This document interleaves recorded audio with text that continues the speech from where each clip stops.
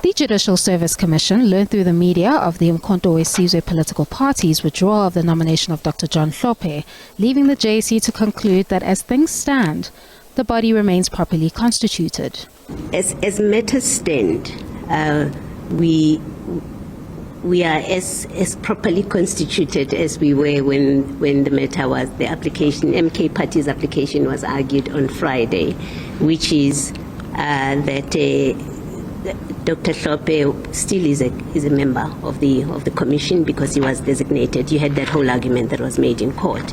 So the position of the JSC, when we commenced this morning, the position remained what it was on Friday, that we communicated, in fact, last week when we communicated that we would continue with the interviews after the meeting decided to refuse the request for a postponement.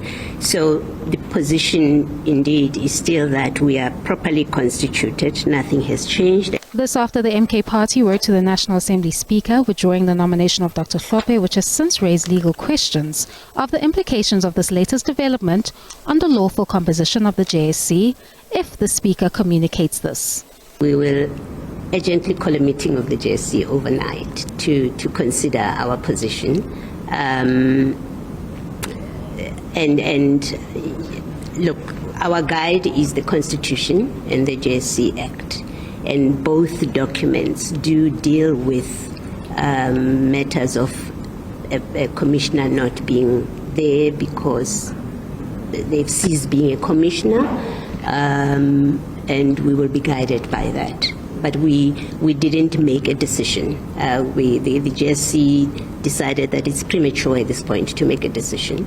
In addition, this raises questions on the legal review of Dr. Hlophe's designation to the JSC, which interested parties say still needs to be ventilated in the courts. In terms of Part B of the litigation, of course, freedom under law's challenge, where we sought final relief, has been postponed to be considered with the Part B relief for the other applicants. So our case technically still has to be considered.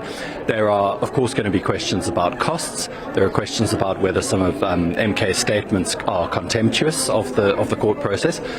All of those potentially still need to be answered. We'll just have to wait and see whether indeed it is held to be moot or whether the case is proceeded with. It does raise, of course, also important questions about how the National Assembly did the designation, and there could be value in setting precedent for these issues in the future. The body concluded interviews for the Supreme Court of Appeal and recommended the judge who previously sat on former President Jacob Zuma's corruption trial until his recusal, Judge Pete Gunn, as well as Judge Philip Coppin and Judge Elizabeth Bartman for appointment. The interviews continue on Tuesday. Canny, Maphanga, SABC News, Johannesburg.